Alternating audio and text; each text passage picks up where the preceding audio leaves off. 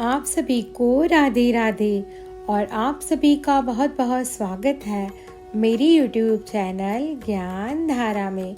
आज हम जानेंगे इंदिरा एकादशी के बारे में। इंदिरा एकादशी व्रत कथा, पूजा विधि, महत्व। इस दिन शालिग्राम और तुलसी जी की पूजा अवश्य करें। भोग में क्या लगाएं और कौन से मंत्र का जप करें, तो आइए जानते हैं विस्तार से। ओम नमो भगवते वासुदेवाय। सनातन धर्म में इंदिरा एकादशी का व्रत बेहद शुभ माना गया है। साल में कुल 24 एकादशी तिथि आती है, जिसमें इस एकादशी का बहुत ही विशेष महत्व है। पंचांग के अनुसार इस साल अश्विनी मास की एकादशी 28 सितंबर 2024 को मनाई जाएगी। ऐसा माना जाता है कि इसका व्रत रखने से जीवन में सुख शांति बनी रहती है।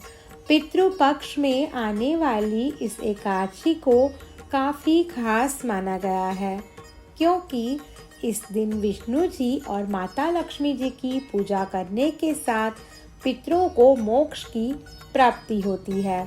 मान्यता है कि इस दिन विधिवत पूजा करने के साथ व्रत रखने से सुख समृद्धि की प्राप्ति होती है।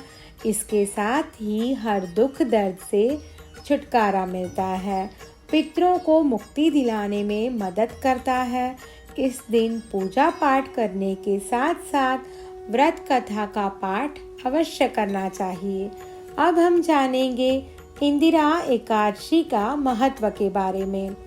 इस एकादशी पर भगवान शालिग्राम की पूजा की जाती है। इंदिरा एकादशी के समय श्राद्ध पक्ष चल रहे होते हैं। पितरों के उद्धार के लिए इंदिरा एकादशी का बहुत ही महत्व बताया गया है। इस एकादशी का व्रत करने वाले मनुष्य की 7 पीढ़ियों तक के पितरों को मोक्ष की प्राप्ति होती है। स्वयं इस व्रत को करने वाले मनुष्य को भी मोक्ष प्राप्त होता है। सन्यासियों, विधवाओं और मोक्ष प्राप्ति के इच्छुक श्रद्धालुओं को दूसरी एकादशी के दिन व्रत करना चाहिए। पितरों को अधोगति से मुक्ति देने वाली इंदिरा एकादशी के व्रत से स्वर्ग की प्राप्ति होती है। इंदिरा एकादशी के दिन विधिवत रूप से व्रत करने से पितरों को मुक्ति मिलती है। इंदिरा एकादशी के दौरान पितरों का तर्पण करना बहुत ही शुभ माना गया है। सुबह के समय देवी देवताओं की पूजा करने के साथ दोपहर के समय पितरों का स्मरण करके तर्पण करें। इसके साथ ही गाय के गोबर के कंडे में घी, गुड़, खीर, पूड़ी आदि चीजें अर्पित करके पितरों को भोग लगाएं। इसके साथ ही जल अर्पित करें। अब हम जानेंगे इंदिरा एकादशी की पूजा विधि के बारे में। इंदिरा एकादशी के दिन सूर्योदय से पहले उठकर सभी कामों से निवृत्त होकर स्नान करें। इसके बाद साफ सुथरे वस्त्र धारण करके विष्णु जी का स्मरण करते हुए व्रत का संकल्प लें। पूजा आरंभ करें। विष्णु जी को दूध, दही, घी, मिश्री और शहद मिलाकर पंचामृत से अभिषेक करें। शालिग्राम का भी इसी तरह अभिषेक करें। उसके बाद फूल, माला, पीला चंदन, अक्षत आदि लगाने के बाद तुलसी दल के साथ भोग लगाएं। घी का दीपक जलाएं, धूप जलाएं। विष्णु चालीसा, आरती, व्रत कथा का पाठ करके दिन भर व्रत रखें और शाम को विष्णु जी की पूजा करें। अगले दिन यानी द्वादशी पर अपने व्रत को खोल लें। अब हम जानेंगे इंदिरा एकादशी की व्रत कथा के बारे में। ओम नमो भगवते वासुदेवाय। भगवान श्री कृष्ण की भक्ति से भाव विवल होकर अर्जुन ने कहा, हे प्रभु, अब आप कृपा कर अश्विनी मास के कृष्ण पक्ष की एकादशी की कथा सुनाइए। इस एकादशी का क्या नाम है तथा इसका व्रत करने से कौन कौन सा फल मिलता है? कृपा कर विधान पूर्वक कहिए। भगवान श्री कृष्ण ने अर्जुन से कहा, हे धनुर्धर, अश्वनी माह के कृष्ण पक्ष की एकादशी का नाम इंदिरा है। इस एकादशी का व्रत करने से सभी पाप नष्ट हो जाते हैं, नरक में गए हुए पितरों का उद्धार होता है।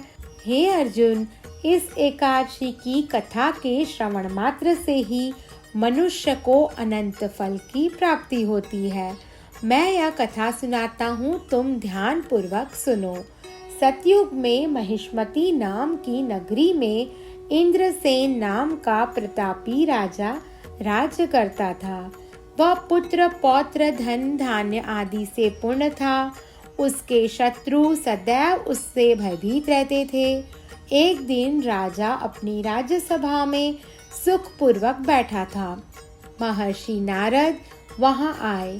नारद जी को देखकर राजा आसन से उठा, प्रणाम करके उन्हें आदर सहित आसन दिया। महर्षि नारद ने कहा, हे राजन, आपके राज्य में सब कुशल से तो है। मैं आपकी धर्मपरायणता देखकर अत्यंत प्रसन्न हूँ। राजा ने कहा, हे देवर्षि, आपकी कृपा से मेरे राज्य में सब कुशल पूर्वक है तथा आपकी कृपा से मेरे सभी यज्ञ कर्म आदि सफल हो गए हैं। हे महर्षि, अब आप कृपा कर यह बताएं कि आपका यहाँ आगमन किस प्रयोजन से हुआ है। मैं आपकी क्या सेवा करूं? महर्षि नारद ने कहा, हे नृपोत्तम, मुझे एक महान विस्मय हो रहा है कि एक बार जब मैं ब्रह्मलोक से यमलोक को गया था, तब मैंने यमराज की सभा में तुम्हारे पिता को बैठा देखा। तुम्हारे पिता महान ज्ञानी, दानी तथा धर्मात्मा थे, मगर एकादशी के व्रत के बिगड़ जाने के कारण यह यमलोक को गए। तुम्हारे पिता ने तुम्हारे लिए एक संदेश भेजा है। राजा ने उत्सुकता से पूछा, क्या संदेश है महर्षि? कृपा कर कहें। राजन, तुम्हारे पिता ने कहा कि महर्षि, आप मेरे पुत्र इंद्रसेन, जो कि महिष्मती नगरी के राजा हैं, उनके पास जाकर एक संदेश देने की कृपा करें। मेरे किसी पूर्व जन्म के बुरे कर्म के कारण ही मुझे यह लोक मिला है। यदि मेरा पुत्र आश्विन मास के कृष्ण पक्ष की इंदिरा एकादशी का व्रत करे और उस व्रत के फल को मुझे दे दे, तो मेरी मुक्ति हो जाए। मैं भी इस लोक से छूटकर स्वर्ग लोक में वास करूं। इंद्रसेन को अपने पिता के यमलोक में पड़े होने की बात सुनकर महान दुख हुआ और उसने नारद से कहा, हे नारद जी, यह तो बड़े दुख का समाचार है कि मेरे पिता यमलोक में हैं। मैं उनकी मुक्ति का उपाय अवश्य करूंगा। आप मुझे इंदिरा एकादशी व्रत का विधान बताने की कृपा करें। नारद जी ने कहा, हे राजन, आश्विनी मास के कृष्ण पक्ष की दशमी के दिन प्रातः काल श्रद्धा पूर्वक स्नान करें। इसके उपरांत दोपहर को भी स्नान करना चाहिए। उस समय जल से निकलकर श्रद्धा पूर्वक पितरों का श्राद्ध करें और एक समय भोजन करें। रात्रि को पृथ्वी पर शयन करें। दूसरे दिन अर्थात एकादशी के दिन नित्य कर्मों से निवृत्त होकर स्नानादि के उपरांत भक्ति पूर्वक व्रत को धारण करें। इस प्रकार संकल्प करें, मैं आज निराहार रहूंगा और सभी भोगों का त्याग करूंगा। उपरांत अगले दिन भोजन करूंगा। हे ईश्वर, आप मेरी रक्षा करने वाले हैं। आप मेरे उपवास को संपूर्ण कराइए। इस प्रकार आचरण करके दोपहर को शालिग्राम जी की प्रतिमा को स्थापित करें और ब्राह्मण को बुलाकर भोजन कराएं और दक्षिणा दें।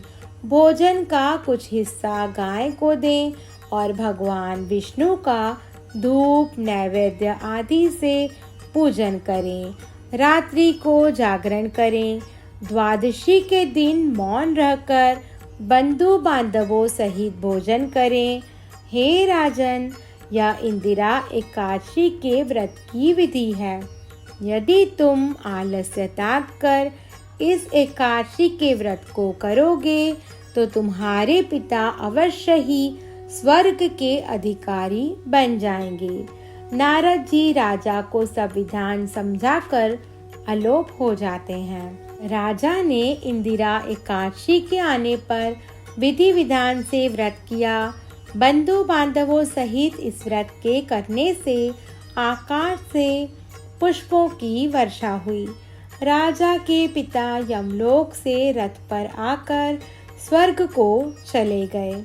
इस एकादशी के प्रभाव से राजा इंद्रसेन भी इहलोक में सुख भोग कर अंत में स्वर्गलोक को गए। भगवान श्री कृष्ण ने कहा, हे सखा, यह मैंने तुम्हारे सामने इंदिरा एकादशी के महत्तम का वर्णन किया है।